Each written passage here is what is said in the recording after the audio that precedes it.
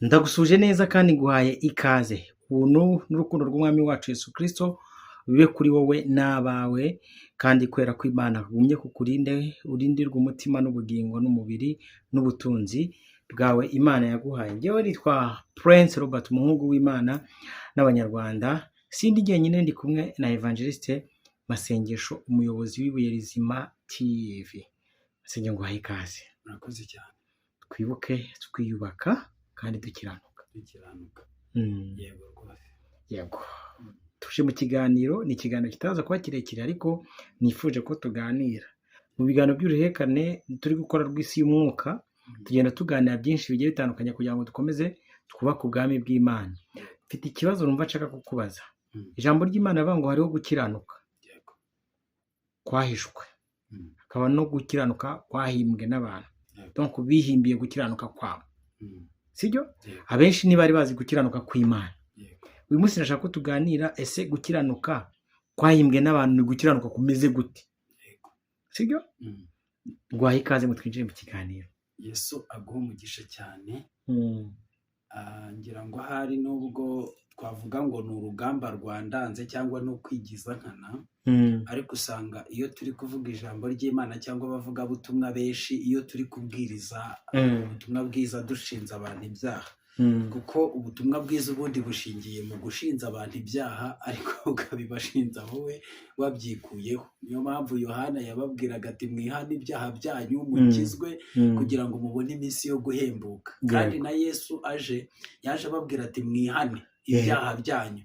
Rero ni ukuvuga ngo ubutumwa bwiza ubundi bushingiye mu kubwira abantu ngo bihane ibyaha byabo kugira ngo babone iminsi yo guhemburwa, bakira Umwami Yesu Kristo mu bugingo bwabo. Hanyuma rero ibyo buri munsi usanga iyo twavuze ku bigendanye no kwezwa no gukiranuka kuko utejejwe atazareba Umwami Imana, abantu baratubaza ngo ariko muba mubona rimwe mukiranuka mwenyine? Mwebwe murareba mugasanga ibyo byanyu, kuvuga ibyo byanyu nibyo byonyine, niyo nzira yonyine, niko gukiranuka konyine kubaho kurusha abandi, ngo mwagiye mureka guca imanza. Hari umupasiteri wo mu idini rimwe wo muri Amerika, nahoze ndeba icyigisho cyaho yari ari kubwira abantu ati niba mushaka kunywa inzoga mujye muzinywa, niba mushaka gusambana mujye musambana, atariko rwose mujye muza ntimukareke kuza gusenga. Mujye munywa inzoga kugeza igihe Umwuka Wera azabasangira, mukazireka. Ati burya nanjye niko byagenze, nabanje kuza nzinywa Umwuka Wera ageze aharansura, ibyo kunywa izo nzoga ndabireka.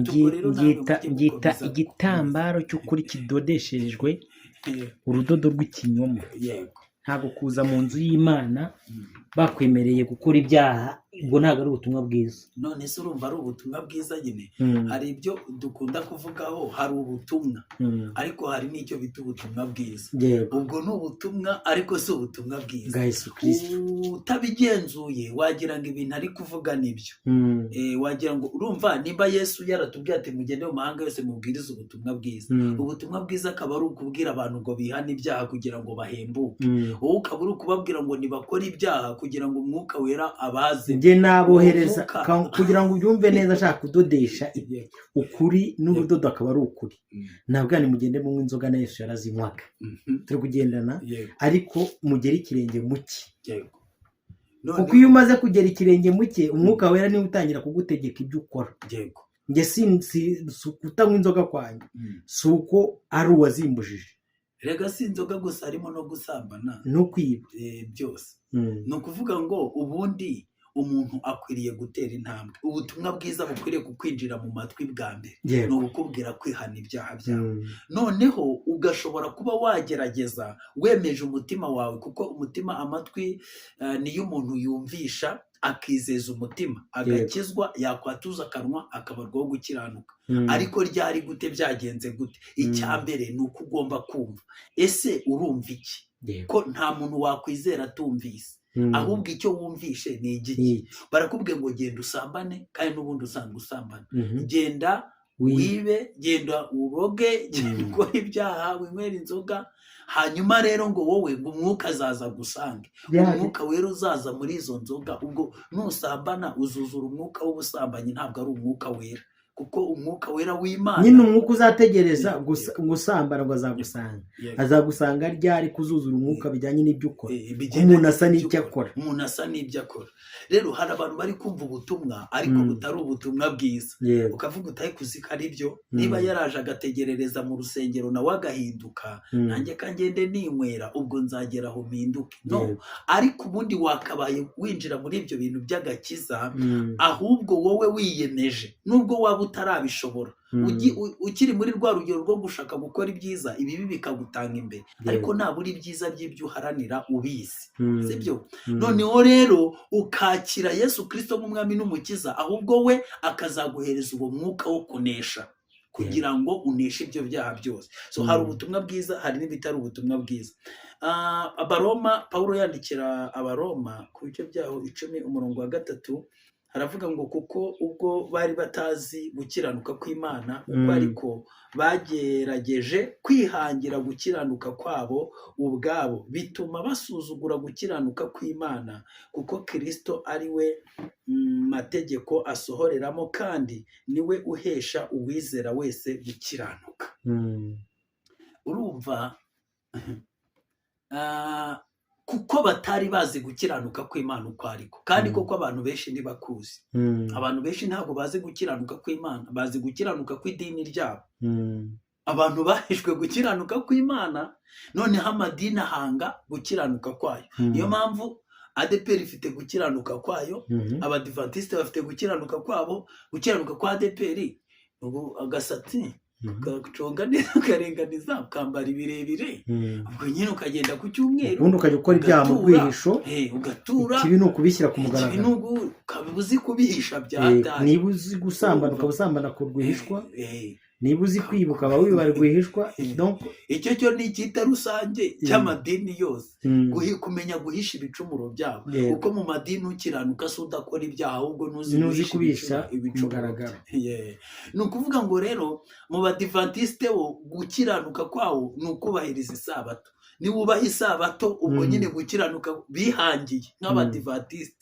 uraba wagushyikije muri Kiliziya Gatolika niba uzi kunama rwose ukaba uzi kuvuga ishapure umubyeyi Bikira Mariya ukaba umwubaha ubwo ngubwo burangiye mbona muri Kiliziya Gatolika ikintu kiruta ibindi bintu byose no kubaha Bikira Mariya kubera ko bavuga yuko umuntu utubaha Bikira Mariya ngo akubaha Yesu ngo aba ari guca inzira ya kure ngo ni ukujya guca ikibungo ariko ngo iyo uciye kuri Bikira Mariya ngo ni ukugera kuri Yesu mu buryo bworoshye urumva rero niyo mpamvu kubaha Bikira Mariya niyo shingiro yabo kwa gukiranuka kwahishwe ko numva bihabanye kuko kuvamo nta yindi nzira urumva nyine gukiranuka kwahishwe turavuga ngo Yesu niwe nzira n'ukuri n'ubugingo ntawe ujya kwa data noneho ukwihangiwe ko kurakubwira wivunika ibyo bintu byo kujya guca ahantu ni kure kwa Yesu aho ni kure Yesu ari kondisiyo asaba zigoye we ca mu gikari ukubitane na Bikira Mariya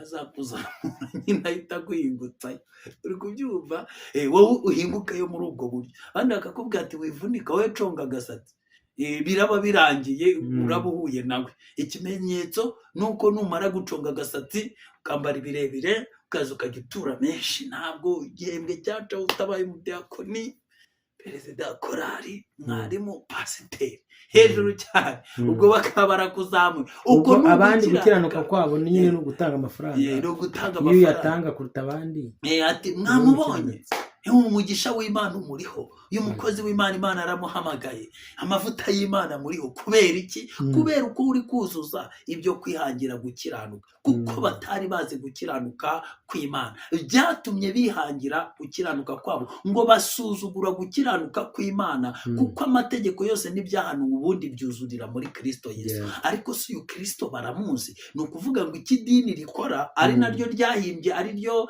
mastermind wo guhimba gukiranuka rikubwira Kristo ariko rikahagarara mu muryango rikakubuza guhura nawe ubwo ukaba umuzi ku izina ariko utaramubona isura utaza hatuye atakumva utamwumva hagati yawe nawe hahagazemo idini bw'abahanuzi bwa Daniel ngo bwanuza bwa Yesaya ngo banshimisha iminwa ubu bwoko bunshimisha iminwa ariko imitima yabo ikamba kure erega na Yesu yarabivuze arabivuga muri Matayo 23 ababwira yuko ngo 13 yarabibabwiye ngo bahamagara abantu ngo bahagarara mu muryango w'intama ubwabo bakanga kwinjira ngo bagereyo n'abashatse kwinjira ntibabakundire ngo binjire bajyeyo ahubwo bo bakabaremera ibindi bicocero nka bya bindi Adamu na Eva biremeye bamaze kubona bambaye ubusa bati Imana yo twayicumuyeho byarangiye kandi natwe nta kundi kuntu turabigenza ubusa twarangije kubwambara ariko si ngombwa ngo Imana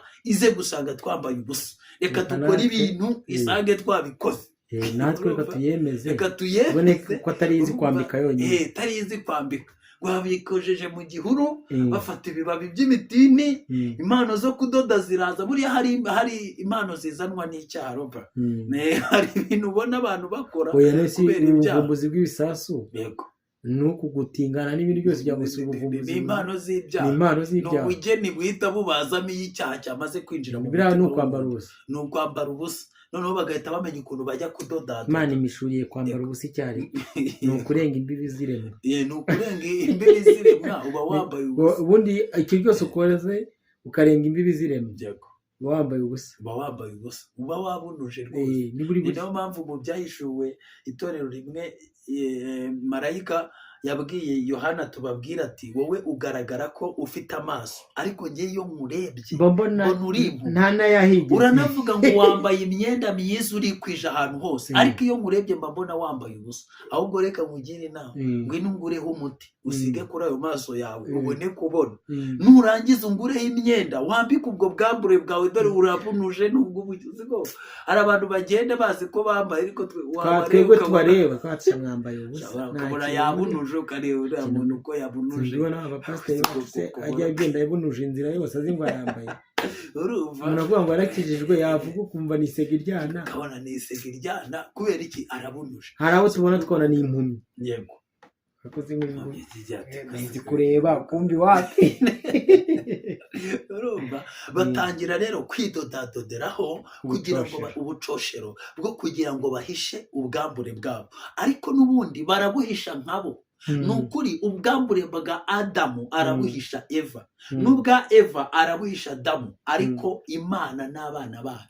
baracyabureba n'ubundi tayari barabubona ni nayo mpamvu uyu munsi amadini yagiye akreye ibintu by'ubucocero buri dini rikereya ubucocero bwabyo iyo wabwubahirije bakubwira ko uri umuntu wa mbere wemewe ariko Imana ndetse n'abantu bari mu mwuka wera barabireba bakitegereza bakavuga ngo wabucocero twe ntabwo tubukubona ahubwo turi kubona ubwambure umuntu agacishamo amaso akabarunguruka madini iyo ufite umwuka wera uyacishamo amaso ukayarunguruka ni ukuvuga ngo rero kuko abantu bari batazi gukiranuka kw'Imana byatumye bihangira gukiranuka kwabo ese gukiranuka kw'abo bantu bakwihangiye hehe mu gukora amadini ngo bari gushakashakamo Imana bandi bakajya mu masengesho ya za 40 n'ingahe ngo bari gushakashakamo Imana ariko bagataha bakiri babisi bagataha ntayo babonye ntibitume bahinduka bakayishakishiriza ngo mu cya 10 kavuga ati wenda reka ngerageze gukiranuka mu cya 10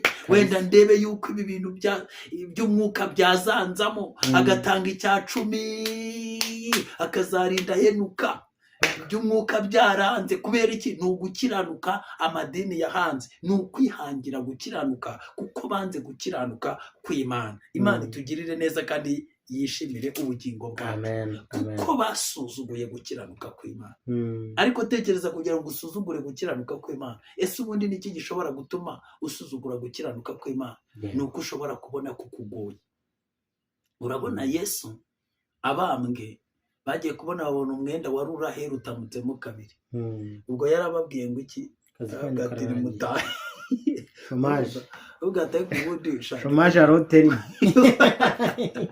kwa bungu ngo nta soni ufite dutaye wowe uzi imyaka tumaze hano turira aha hantu bazana inyama tukarya bazana ibayo hano wowe ngo dutahe nta n'isoni ngo barabufata barawudodadoda baradoda ngo urongera uratamuka uvuga turabeshyera ubusa turabihisha ko wanapfuye kugira ngo noneho n'ibyakozwe wapfuye bizimanganye. Nituvuga ko utapfuye tukabyemeza abantu ngo na bugingo n'ubu urumva nta kuntu bizashoboka kuvuga ngo yarapfuye iki kiraba kandi atarapfuye. Kandi nta cyabaye, byose barabihisha. Bemeje urupfu rwemewe bavuga ati turavuga ko utazutse, bajye batinya gusenga umupfu. Kandi wumve ikintu kiba kibabaje, baravuga ngo ntibagasenga abapfu, bo bakambaza abatagatifu. Babihishe ko yapfuye, ko yazutse, barabatarika abatagatifu bo ntari bimwajya mubambaza. Ese abatagatifu bo ninde wazutse ko babambaza? Ni ukuvuga ngo ni ukuhimba iki? Gukiranuka kwawe. Rero Yesu hari ibintu byinshi yakoze. Niyo mpamvu abera bavuze ngo umuntu wese uzigisha ko Yesu atazutse ntanapfuye akazuka, uwo ni antikristo yigodise kabisa. Ubundi uwo ni antikristo wujuje n'ibisabwa. N'uvuga wese ko Yesu atari umwana w'Imana, uwo ni antikristo. Uko niko Yohana yabyanditse. Yesu ni umwana w'Imana kandi yarapfuye arazuka. Abandi bo ngo ntibasenga Imana ipfa. Ubwo ngo nyine bati mwebwe abantu muze duhimbe gukiranuka kwacu, twikusanyirize hamwe. Ikintu tuzahembwa cya mbere ni abagore b'amasugi beza amasugi. Cya kabiri tugomba kujya tumenya ko tugomba gukorana n'amagini meza n'amagini mabi, kandi tukamenya ko Imana yacu ari yayindi kwa za gahunda. Iby'uwo mugabo wapfuye Imana ipfa ntitukayisenga. Ubwo urumva nabo bahimbye gukiranuka kwa, kandi wa nyuma twizereramo nawe yarapfuye ariko ntacyo niwe wa nyuma. Ariko se nyine urumva hari ibintu byinshi biba bitandukanye. N'uwo bizereramo nawe yarapfuye, noneho we nta n'umuzuko wabaye, ariko ngo banze gusenga Imana ipfa, kandi n'uwo basenga yarapfuye. Ni ukuvuga ngo rero icyo bita ubucocero n'ibyo. Ni ukuvuga ngo ubundi ubucocero ni ibintu biba bisataguritse n'ubundi ku buryo wacishamo amaso ukagira ikintu ubona. Cyangwa abantu bakibwira ko umuntu yambaye atambaye, ukagira ngo arambaye kandi mu by'ukuri atambaye. Ni ukuvuga ngo hari ibintu nka bibiri bikomeye Yesu abwira umusamariya yakuye Imana ku musozi ayijyana mu mutima. Arababwira ngo igihe kirageze ndetse kirasohoka ubwo abasenga Data batagaruka kumusengera kuri iyi misozi, ahubwo bamusengera mu mwuka no mu kuri, kuko Data ashaka ko bene abo aribo bamusenga. Ubwo ya misozi ya yindi yababa ariko ubwo siko mbyibutse. Imana itugirire neza cyane. Ubu hari imisozi iri gukoreshwa nk'ubucuruzi, ngo ni imisozi yabereyeho ibitangaza. Uri kubyumva? Muze ku musozi Karumeli twagiyeyo, nimuze tujye gusengerayo. Nabazaniye amazi yo muri Isiraheli, nabazaniye ubutaka bwo muri Isiraheli, nabazaniye akamanyu. Mu Rwanda ni hari imisozi, urumva? Nabazaniye akamanyu n'abasamariyakazi basengeraho. Noneho hari n'abandi basamariyakazi, amariba ya Yakobo ari na yose hano hakurya impande yaho ni hari iriba. Na hari bajya baza Rusesamanza mu rupfu. Oya hano nuyi hari ahantu hakurya, hano hari iriba, kandi ni Yakobo wabo bari bacukuriye, bararyishyura iyo bagiye kuvoma. Reka da, hari n'abandi bajya kuzana y'ikibeho kwa Yezu Nyirimpuhwe, hatari amariba arejejwe avoma y'amazi y'umugisha. Urashaka iki ariko? Nyamara Yesu yaravuze ngo igihe kirageze wa mugore we nyizera. Yamanje kumusaba ikintu gikomeye, aramubwira ngo nyizera kuko igihe kiraje ndetse kirasohoye. Yamanje kumubwira ngo kizaza, abona umugore atagiye ngo kubishyira kera. Ageze aramubwira ngo rega kiraje ndetse kirasohoye. Ahita agishyiraho preza. Ahita agishyiraho preza. Ariko ngo kiraje ndetse kirasohoye. Ubwo abasenga Data bamusengera mu mwuka no mu kuri. Ati kubera iki se? Data ashaka ko bene abo aribo bamusenga. Noneho icyo ni icya mbere. Ubundi Imana yabaga ku musozi ikaba no mu rusengero. Ubwo basi hari hasigaye uruhengekerezo rwo mu rusengero. Mu rusengero Yesu abambwe umwenda uratamuka, abwira abatambyi ati nimutahe, akazi kanyu kararangiye. Noneho ubu Imana igiye kuba mu mitima y'abantu, umwuka wera azayobora abantu mu by'ukuri kose, kuko umugenzi niyo yaba ari umuswa iyi nzira ntabwo azigera yiyoba. Kubera iki? Igihe abaswa, abahanga, abanyabwenge bayoboraga abaswa cyararangiye. Noneho noneho wa mwuka w'Imana yarawufashe wushyira mu mutima w'umuntu. Ni ukuvuga ngo rero ejo nibwo nari ndi kuganira n'umuvandimwe ndamubwira ngo niba uri umunyabwenge ariko imbere yawe ukaba uri kugenda mu mwijima, byanga bikunda ubwenge bwawe ntibuzakubuza kurindagira, kuko uzajya gushiduka waguye mu rwobo wakandagiye amahwa wageze aho utakabaye ujya. Ariko nanone nimba uri n'umuswa uyobowe n'umucyo, kubera ko ugenda ku manywa adasitara, byanga bikunda uzagenda. N'abazakubona bazakubonamo ubwenge, n'abazakubona bazakubonamo ubwenge, kuko bazabona uri kugenda udata inzira, bazatangara. Petero na Yohana ngo bahagaze mu rukiko, ngo abacamanza barabitegereje ngo baravuga ngo ariko aba bagabo ko bashize amanga, ni iyihe kaminuza yabasohoye? Bagaraduwetingiye ahagana hehe? Gamariyeri. Aba bantu arabazi ngo basanga Gamariyeri. Ese ubundi inkomoko y'aba bantu ni iyihe? Bati ni mu nyanja kuroba. Ese abarobyi batize no mu wa mbere bashize amanga ingingo ku yindi badusubiza bashize amanga bakadutsinda. Bimeze gute? Ngo bageze aho bibuka ko babanaga na Yesu, kandi Yesu niwe mucyo ugenda ku manywa, ntabwo ashobora gusitara. Hanyuma rero niyo mpamvu ijambo ry'Imana ryatubwiye ngo iyo nzira naho umugenzi yaba ari umuswa ntazayiyoba, kuko n'abashaka kuzana umwijima wa mucyo umuyobora uzakomeza guhindura wa mwijima umucyo. Ni nacyo gituma na wa muhanga uyobowe n'umwijima, wa wundi uyobowe n'umwijima, nawe ushaka kumuzanira umucyo, wa mwijima uzawuhindura umwijima, n'ubundi akomeza arindagire. Niyo mpamvu Yesu yavuze amagambo akomeye, aravuga ngo ubundi njyewe naraje kugira ngo ababonaga bahume n'abari bahumye babone. Mva ko kantu Yesu yaraje ngo ababonaga bahume, ababonaga yazanye ikinyuranye. Ni babandi birwaga ngo badutambira ibitambo baza amategeko. Niyo mpamvu uyu munsi tuvuga ijambo bakarara neza abahungu bize iyi kaminuza basohoye neza, afite dogitora teolojiya. Ateko ibintu dogiteri runaka atavuga, ibyo bintu mpavugaga muri Bibiliya nibya. Kubera iki? Yesu yaraje ababonaga barahuma n'abari bahumye barareba. Icyo cyatumye ahamagara abanyantege nkeya kugira ngo akoze isoni abanyamahanga. Yaje ari Imana ishimwe cyane. Avira abo mu isi bose, Amen. Nyamara bamwemeye bose yabatashyeho. Amen. Iyo tugeze hano tujye tubwiza abantu kuri. Ntabwo Imana ihamagara akomeye, ikomeza abo yahamagaye. Imana nihamagara abashoboye ishoboza abo yahamagaye. Kandi Yesu niwe nzira no kuri n'ubugingo, ntawe ujya kwa data atamujyanye. Ariko kuko batari bazi gukiranuka kw'Imana, n'abagerageje kukumenya bakumva kugoye, bakwiriye kudategereza kuza ngo Yesu Imana ikore Pasika ibambike, bagashaka kwiremera ibicocero. Nicyo cyatumye baba biremera ibicocero byabo, baravuga ati reka twitwikirire abantu, twitwikire ibi bintu bizajya bivamo amaturo. Igihe Imana iri kuvuga ari korali nkunda ejo ndaririmba indirimbo ngo abo yagezeho muri muze dufatanye gushima umwami. Ni ukuri abantu Yesu yagezeho. Hari ibintu nshaka kubaza abantu wenda bahura nabyo mu buzima bwa buri munsi.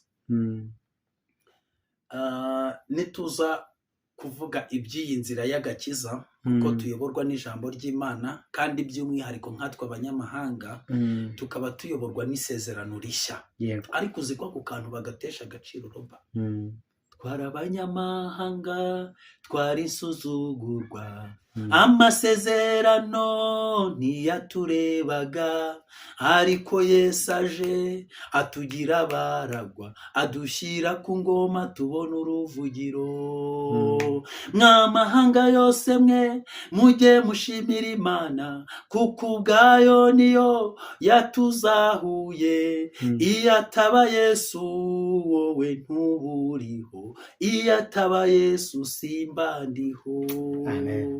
None ntimukibone ahubwo mutinye, mwibuke ko mwatewe ku gishyitsi nk'ingurukira, nuko muzirikane uko gutoranywa, ngo mudaherwa ubuntu bw'Imana gupfusa. Haleluya. Ikintu gikomeye roba abantu bakwiriye no guheraho ni ukumenya uburyo twari dutandukanijwe n'Ubwisirayeli ku masezerano.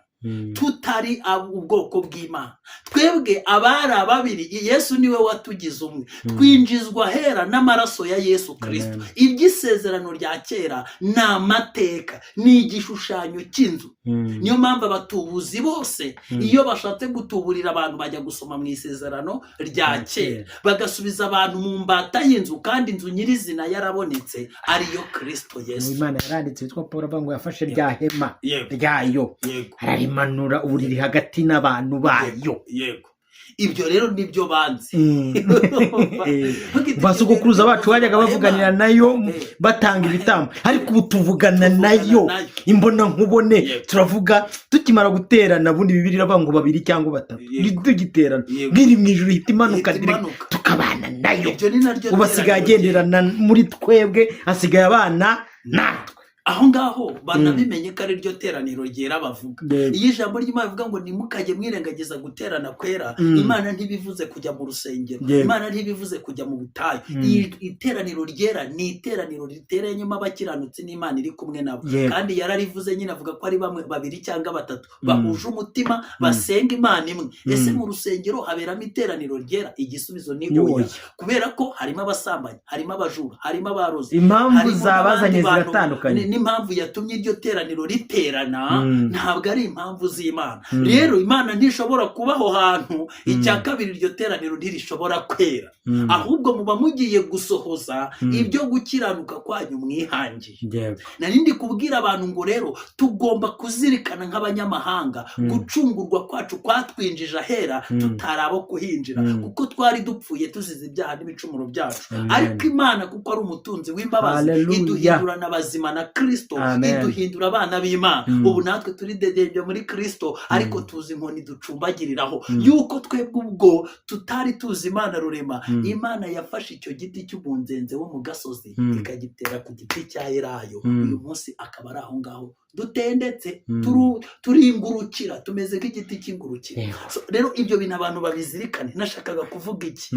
Ntibaze kumbwira ibintu byo mu isezerano rya kera. Ndashaka kwibariza abantu ibintu byo kwihangira gukiranuka kwabo byanditse hehe ibyo birwa bashakamo gukiranuka? Uyu munsi amadini ari gushakira gukiranuka mu bintu nka bingahe bikurikira. Icya mbere, babishakira mu kubatizwa, sibyo? Ukafata umuntu ukamubatiza mu mazi akavamo, ukamuhindura umukirisitu wejejwe w'Imana, ukamubwira uti uburemewe, ikintu kigusigariye ahasigaye ni ugutanga icya 10, ni ugutanga amaturo menshi, ni ukujya hano, ni ukujya wubahiriza bwa bucocero bwacu ukamenya kubwidoderaho. Icyo cya 10 cyanditse hehe mu isezerano rishya? Aho muri gushakira gukiranuka. Abantu benshi bazi ngo bari gukiranuka ngo kubera ko ngo iyo mpembwe ngo ngiye ngo mpita nyashyira poso. Ese poso ni Imana? Yesu yaravuze ngo nzababwira ngo ubwo mutabikoreye barya boroheje munsi y'abandi, ndababwiza ukuri ko ari nge mutabikoreye. Ese yigeze avuga ngo ubwo mutabishyiriye abatambyi, abo mwita abatambyi Yesu yambuye akazi akababwira ngo mutahe? Kuko mu isezerano rishya umuntu wese yitambirira. Yesu yaduhaye inshingano zikomeye zo kumenya abatishoboye. Rero wowe uri gushakira mu bucocero bwitwa icyacu mugashakiramo gukiranuka, uzashiduka byakurangira. Icya kabiri, muze kundebera ahantu byanditse mu isezerano rishya muhambwire. Ngenda hazi ni muri Matayo 23. Yesu aho yabivuze ari gucyurira abafarisayo n'ababwira babwira ko bazabona ishyano. Kubera ko baka kimwe mu 10 cy'isogi na nyiragasogereza, ariko bakirengagiza amagambo y'ubugingo. Uzaha gusomera nabwo azabanze yemera ubwo buryarya bwe Yesu yabugeretseho n'iki byose. Kubera iki yabibabwiye? Ari kubabwira ko ibyo bari gukora ari uburyarya. Twagiye. Icya kabiri, kuzana intumbi mu rusengero ngo muje kuyisezera bwa nyuma, niba ari no kuyisengera, mwabikuye hehe? Muri Bibiliya byanditsemo. Nimba hari umuntu wari ukwiriye kujya mu rusengero ni Yesu. Umurambo wa Yesu bawucishije mu rusengero. Niba hari umuntu wari ukwiriye kujyamo ni Pawulo, yaciyemo. Niba hari umuntu ukwiriye kujyamo ni Petero, yagiye mu rusengero. Mwarangiza mukafata intumbi mukazijyana hera ngo mukazisengera ngo muzijyanye mu rusengero. Mwarangiza mukumva ko ubwo bamujyanye mu rusengero ubwo gukiranuka kwabonetse, mugatwara kwirimba ngo bwagiye mu ijuru. Ibyo ngibyo n'ubucocero muri kwidoderaho by'amadini yadodadoze kugira ngo abone uko abashuka. aba epinotize yego icyo bita guhubika urumva yabahubitsemo icyo kintu urumva bati kirabaho ni ukuvuga ngo katolika yo yageze n'igihe ababwira ati mwe ntimugire ikibazo n'abapfuye ntibace hano mubagurire enderojanse bazajya bahita bibuka urumva bazamuke bahita bajya muri paradizo idolari rikisuka urumva ubwo ni ubucocero bwose baba bari kugenda barema ariko mujye mubanza murebe ibintu muri gukora nimba binahuye n'ijambo ry'Imana babanze babitubwire aho babikuye kubatiza abana b'impinja babikuye hehe ni ubucocero bari kwiremera byo gutanguranwa iki bayoboke ati nakura akumva ko yabatijwe muri angirikani cyangwa muri kiliziya gatolika ntazirwa ashakisha ahandi azamenya ko ubwo ari uwamufasha akiri mutoya yafashwe ngo tuba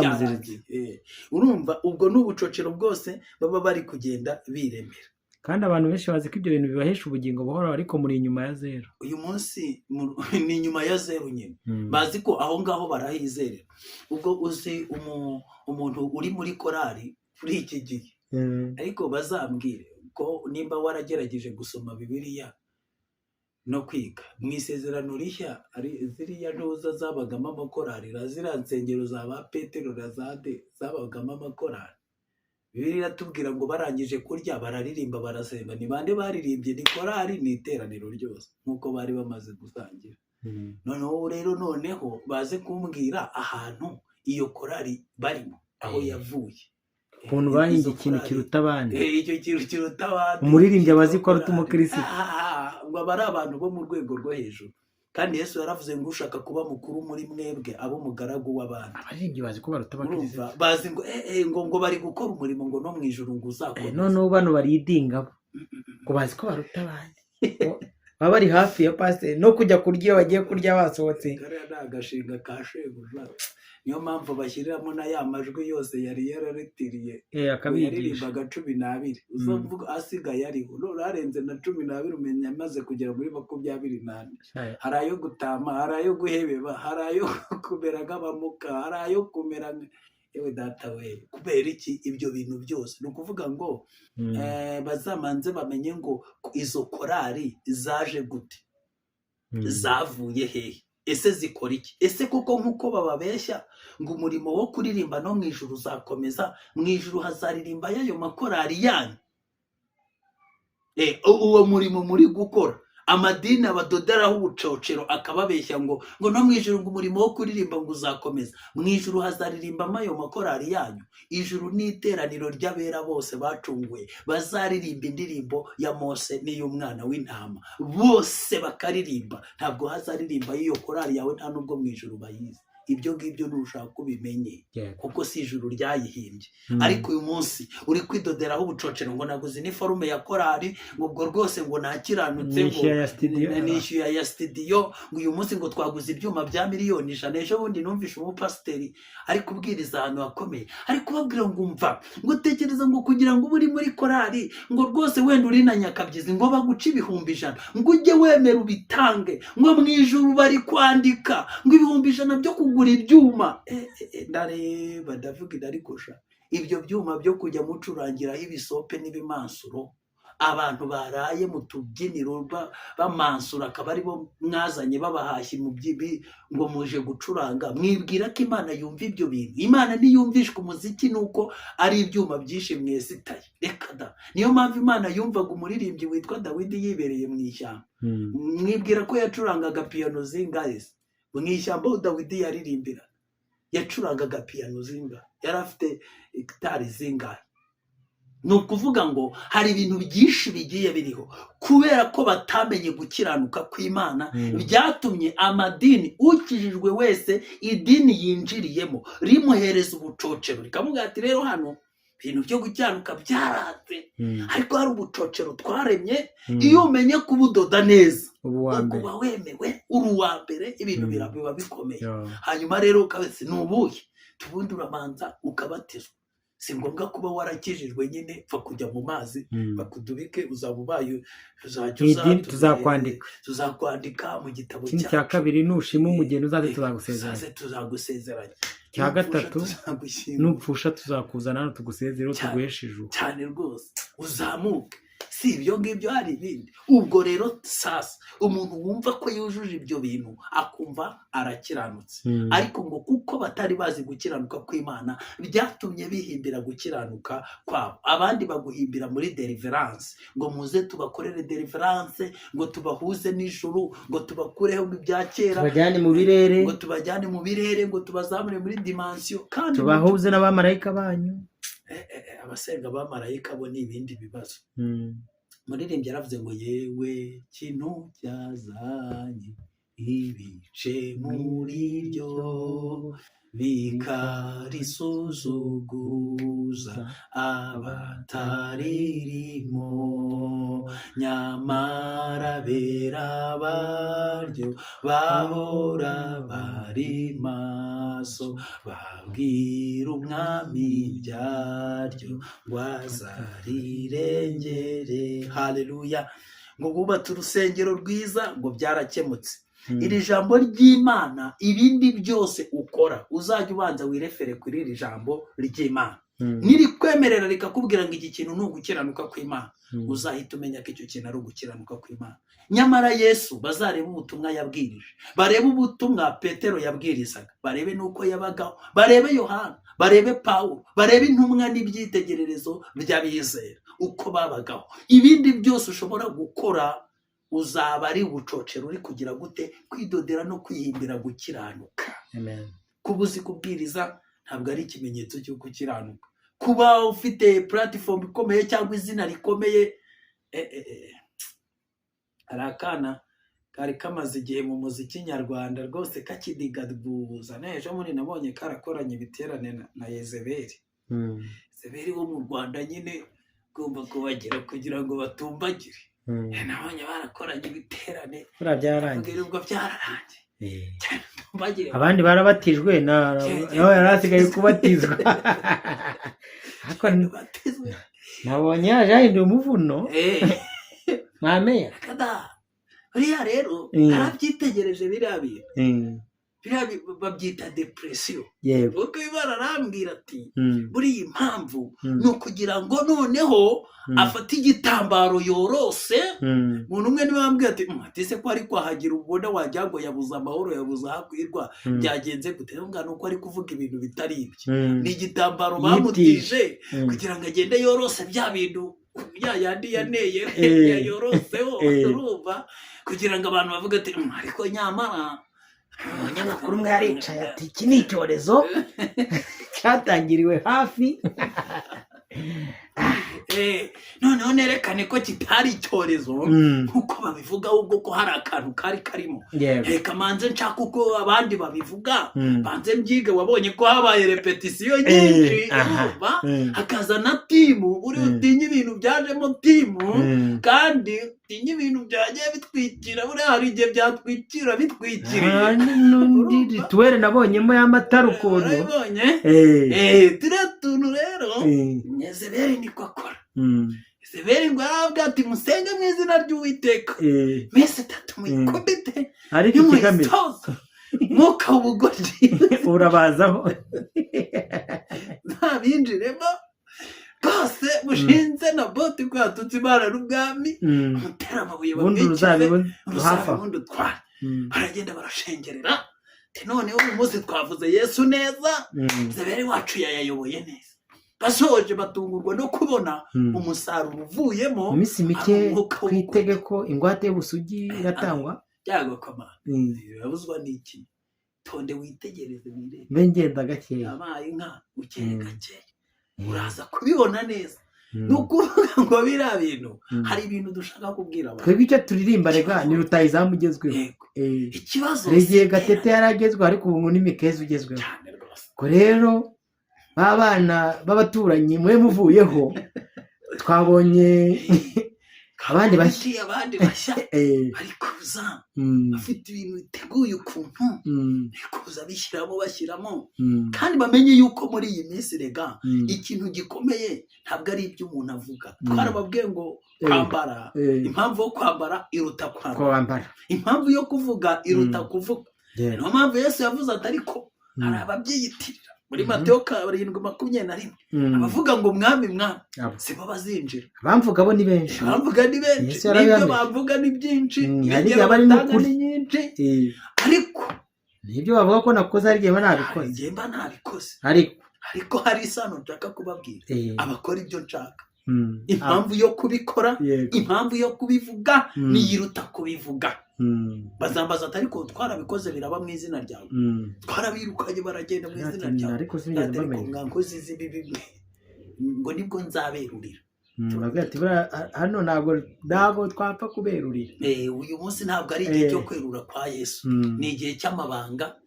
Ibirura bibe biri kumwe n'intama n'ihene biri kumwe, ahubwo amasaka n'urukungu bibe biri kumwe bikurana, bisangira amazi, bisangira agafumbire, byose bisangire, bikurane, bizamukane, ariko nyine ku mahundo munsi w'isarura tuzafata inkumbi bizavangurwa, bimwe mu kigina, ibindi mu muriro. Icyo gihe rero nibwo azerura ati burya nubwo ni n'abaretse muri mu masaka, nagushaga akavura mu masaka mugaprofita, muzima akarira ku munyagasani, ariko ubu ngubu noneho sasa igihe kirageze kudekarara mbere kukuri kwari guhari ngo nibwo nzerura. Noneho hari ikintu gikomeye, hari urukungu rutabizi kubera ko rwabonye rumera mu masaka rukabyibuha rugasangira nayo, banagamo agafumbire akaba ari rukazamuka mbere, kuko burya imizi y'urukungu igenda hejuru, urumva nayo ishaka imanukamo hasi kugira ngo kugota amazi yo gutunga imbuto. Rero urukungu ruri hejuru kuko ifumbire nibwo rubanza kuyakira, n'amazi ni akavura gake kaguye nibwirwa kageramo hasi. Yaba ari ikora kurusha iyacu, niyo mpamvu ujya kubona ukabona byabyibushye, ibi bintu byose birasobanutse, birakuze uwo mwanya, za pike arena kubura, urumva wowe utahamagara na batanu ngo baze, ariko umwe unyunyurizamo hasi akaba byumva neza, ari karite akomeye, akavuga ati aho hari isaka hariya ndahaguma, turashimira Imana. Ubwo rero agafumbire noneho hari ibishaka, hari urukungu rero ruba rutazi ko ari n'urukungu, kavuga ati shinge ukuntu agafumbire kaza kandi kaba kagenewe amasaka, nkabona nanjye kangezeho, ntajya kubona nkabona tuza akavura karaguye nkakogotaho, nkabona mbyibuhiye hagati y'amasaka, ndetse nshobora no nubwo baninga, ariko numva ari yavuze baransambanya ariko iravuga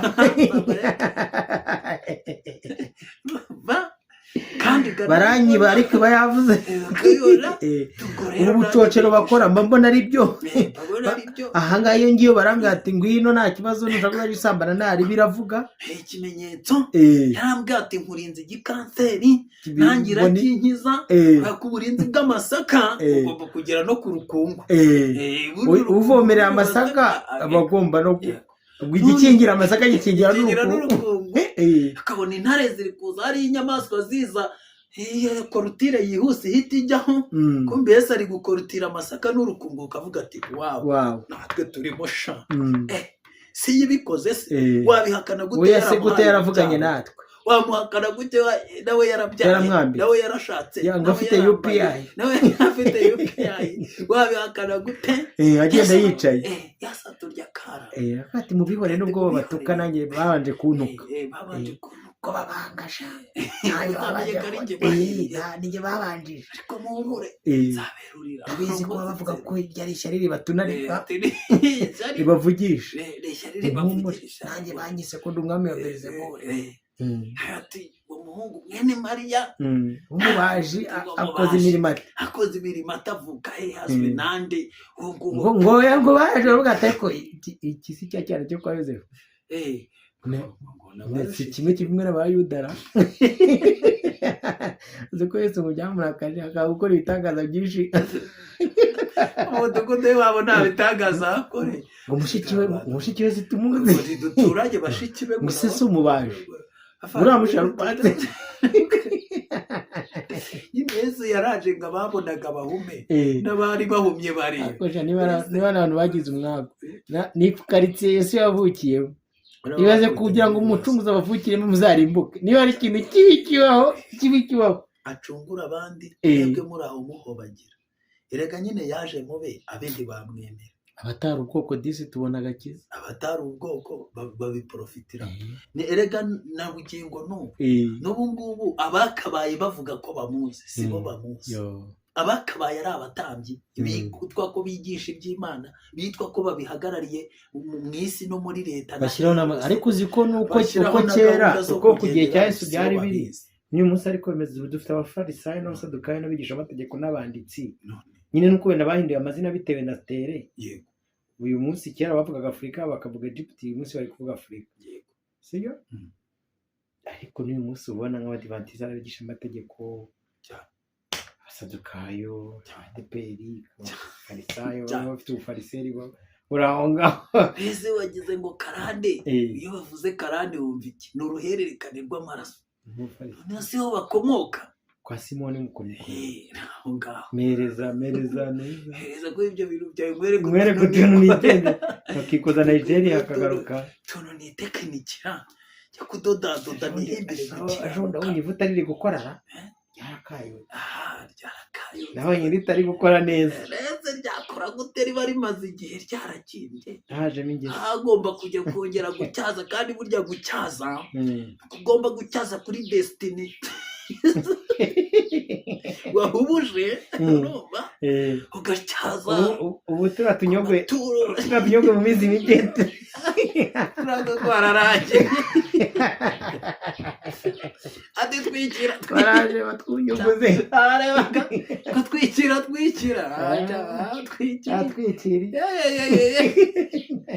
twebweho n'ubundi musanzwe mufite ubusa ntakirimo. Ariko iyo Imana yakoraga abantu bizi bike tuba tubonye management hejuru. Iyo Imana yakoraga ku maso abantu bajye basoma isi y'umwuka bamenye ibiki biri kujya mbere. Abantu barenza amazi ibyo barane n'ubundi nagiye umukambwe ati wavuye hano rugikwe.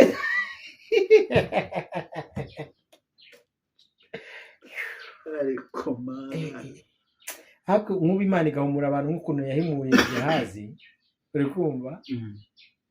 Cyabasabira abantu n'ingingo Imana duhumura abantu barebe ibintu nuko tuba tuvuga batabasha kubireba, ngo barebe ibintu tuba tureba niba nabo babibona. Urumva ngo babihawe kubibwirirwa mu migani, ngo kubyumva babyumve ariko be kubisobanukirwa, no kubireba babireba ariko be kubibona. Buriya impamvu baba bari gukoma amashyi bavuza induru cyane ni ukubera ko baba bareba ariko ntabyo baba bari kubona, no kumva baba bari kubyumva ariko ntabyo baba bari gusobanukirwa. Rero ako kagozi ntabwo bashobora kugacika, kuko kugacika si ibyabo, barenze iyo paje. Nese niba destiny zabo barazicyajeho cyako se bamwe baracometse ariho amatiyo afite ahandi hantu anyunyuriza. Ese babibona gute? Ahubwo iyo bumvisha ubivuga atego bariya nibazima. Oya aruhita abitegetse, ariko ubu ntibacometse, najya gucomora akabona byarafashe. Bagizeho supaguru barahoma, bibambura birasenyukana, tandura byose birarandukana. Reka nihangane, ntabwo twemere nyine dupfa ubwo dupfuye, twarashyikiriye. ariko twinginze Imana, duhamagaye Kristo yabasangayo, amagufwa yumagaye akongera akaba mazima. Maraya uwo ngo yari yicaye ku mazi menshi, afite n'igikombe cy'izahabu ariko ngo cyuzuyemo ibizira n'amazina yo gutuka Imana. Urumva? Rero njyewe nsoje gutyo Robert Church amasengesho Holy Spirit Church bishashagirana koye neza Mountain Holy Church, igikombe cy'izahabu ariko cyuzuyemo ibizira. Ntabwo ari ukubeshya. 17 niko yavuze ngo uwo mugore yari yambaye umwenda w'umuhengeri n'umuhemba, yari arimbishijwe n'izahabu n'amabuye y'igiciro cyinshi n'imaragarita mu ntoki ze yari afite igikombe cy'izahabu cyuzuye ibizira n'inyamaswa n'imyanda y'ubusambanyi bwe. Mu ruhanga rwe afite izina ry'amayoberane ryanditswe ngo Babuloni ikomeye, nyina w'abamaraya kandi nyina w'ibizira byose byo mu isi. Ubwo rero umuntu ushaka kugira ngo anyure muri ya nzira ifunganye, akiranuka by'ukuri byo biva ku Mana, atari ubushwabari, muve mu mwijima mubi muze wisigara, nushaka ko tujyanayo wihane we, mwiringira gukiza ubu, wihane kandi uwo mutwaro wikoreye wemera ugutururuke, ngo tuzabane mw'ijuru, wihane. Reka dusoze ngo Mose amaze gukura yiyumvishemo ko adakwiriye gukomeza kwitwa umuhungu w'umukobwa wa Farawo, ariko yari amaze gukura. Iyo ukiri akabebe byo guma kwa Farawo, ariko nimba wumva umaze kubyiga, hari ibintu wiyumvisemo, hari ijambo ry'Imana rikugeze, hari ibintu hari ukuntu wumva uvuga utari ko wa mugani ibi biva hehe bijyayo, hari ukuntu uri kurezona wa connect ukumva ntibiri guhura. Sohoka kwa Farawo, nubwo yari yarakugize umwami cyangwa yaravuze ko uzamusimbura ibwami, rekura ibishyimbo byo kwa Farawo, rekura icyubahiro cyo kwa Farawo, rekura izahabu zo kwa Farawo, rekura icyubahiro cyo kwa Farawo. Aho ngaho nubwo wahagwiriwe neza ndetse hari ibyo bagusezeranya, ariko si iwanyu. Emera kujya kubabazwanya n'ubwoko bw'iwanyu. Natwe rega ubu tuba twaratumbagiye iyo tutavayo, iyo tutemera kuva kwa Farawo ntabwo tubuyobewe. Ujya musimba ndi mu basengewe ejo bundi, shuri ndarifite, gahunda urayizi, mirongo yizi. Wasiwe ndekura ngende, nta cyiza twakubonanye, umwami wanyu ni umunyagitugu, adukoresha iby'uburetwa. Umwami nyir'ururembo tujyamo, niwe muyobozi w'urugendo we. Abo turi kumwe muri gahunda barabizi, ntabwo tugenda nk'abatazi iyo bajya, nubwo dukubitwa hasi we, ariko ntidutsindwa, twegamiye umugabo ukomeye cyane. Rero nshuti z'umusaraba, niba mwarasogonye mukamenya ko Yesu agira neza, nibakora ibikorwa by'abamaze gukura. Yego, ubwo gahunda niyo ni mukuri, mukora ibikorwa by'abamaze gukura. Mube mu nzu ya sosha, muze namwe kubabazwa n'ubwoko bw'iwanyu, mubumva amatafari mukata, ariko muzatahe i Kanani, kugira ngo muzasigare kwa Farawo mufite byose, mwemere kunyagwa byose, muzatahe iwanyu. Imana ibahe umugisha. Abantu mwari mudukurikiye, reka tubabwire ko umwami Yesu ari umwami, ari umukiza, ari umurengezi w'abamwizera bose. Niyo mpamvu tuvuga ngo muve muri Babuloni n'uyu munsi ibyo tucyatura. Iyo tuvuga ntimukabihuze n'ibindi, twe tuba tuvuga kuva mu byaha, ukajijuka, ukagira ubwenge bwo kubaha Uwiteka, ibintu bikagenda neza. Mwakoze kubana natwe, reka tubashimire. Ibiganiro byacu nakagaruka. Shalom, aho utaha, ciao.